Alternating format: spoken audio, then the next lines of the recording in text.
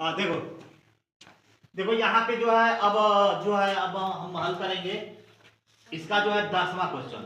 10वां question में बोल रहा है कि व्याख्या कीजिए कि 7 गुणे 11 गुणे 13 धन 13 और 7 गुणे 6 गुणे 5 गुणे 4 गुणे 3 गुणे 2 गुणे 1 धन 5 भाज्य संख्या क्यों है। इसको हल करेंगे इस प्रकार से। देखो हल, अब देखो सबसे पहले हम लेते हैं 7 गुणे 11 गुणे 13 धन 13।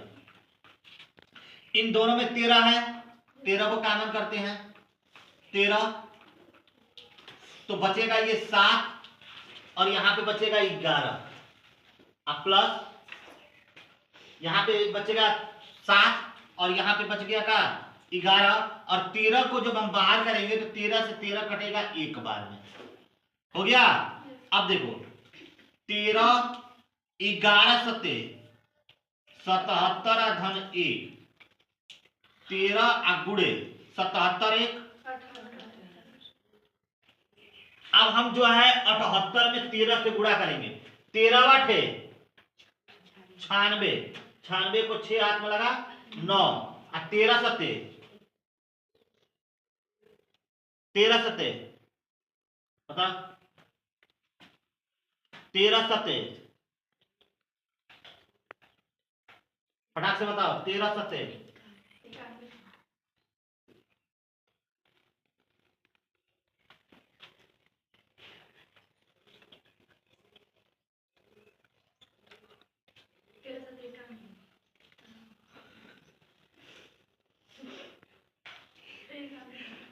13 8 104 होगा,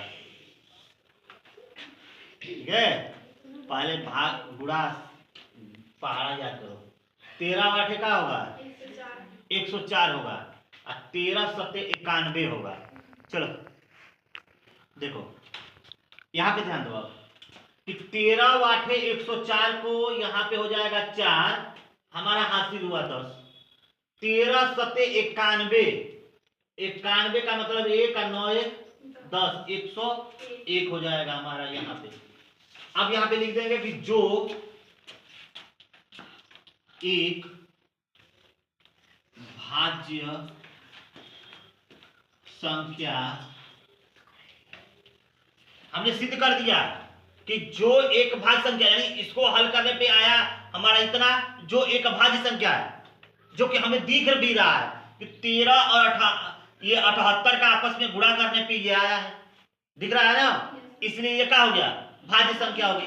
अब वही काम इसमें देखेंगे। अब देखो इस सवाल को लिखो 7 गुणे 6 गुणे 5 गुणे 4 गुणे 3 गुणे 2 गुणे 1 गुणे 1 धन 5, इस तरह से संख्या है।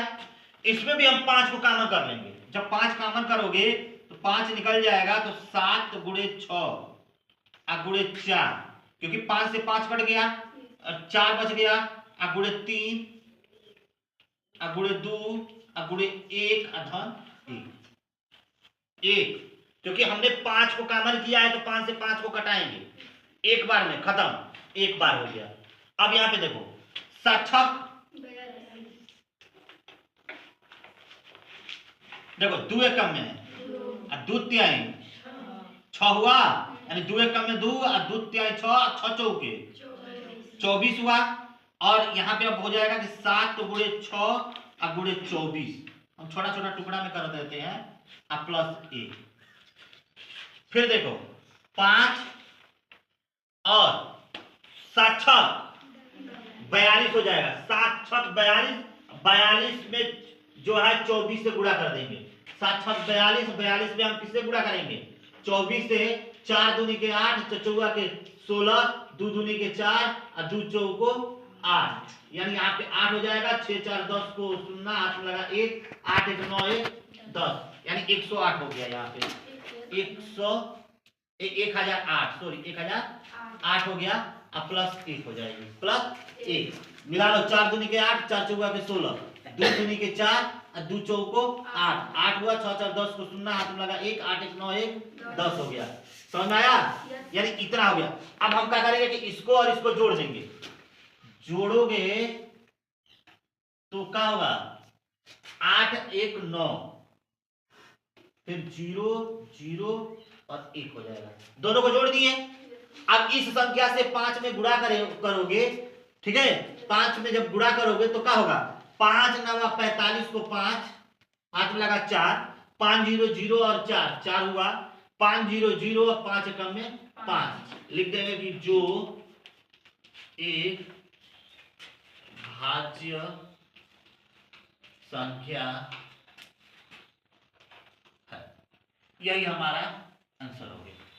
तो इस तरह से जो है, अगर आपका कोई सवाल देता है तो हम इस तरह इसी प्रकार से दिखाएंगे। यानी देखो यहां पे हमें दिखाना ये है इसमें कि इन दो संख्याओं को गुणा करने पे आ रहा है, ठीक है? और इसी संख्या पर तोड़ के ये लिखा गया है ना। तो जब यह एक भाज्य संख्या हुआ तो ये भी हमारा क्या होगा? भाज्य संख्या होगी। अगर किसी संख्या को, कोई संख्या इतना है और उसको हम इस प्रकार से लिख दिया गया, तो जब ये हमारा भाज्य संख्या है ये भी क्या होगी? भाज्य संख्या होगी। बस यही हमें सिद्ध करना था इसमें। तो ये समझ में आया आप लोग को? हाँ, तो इसको उतारिए।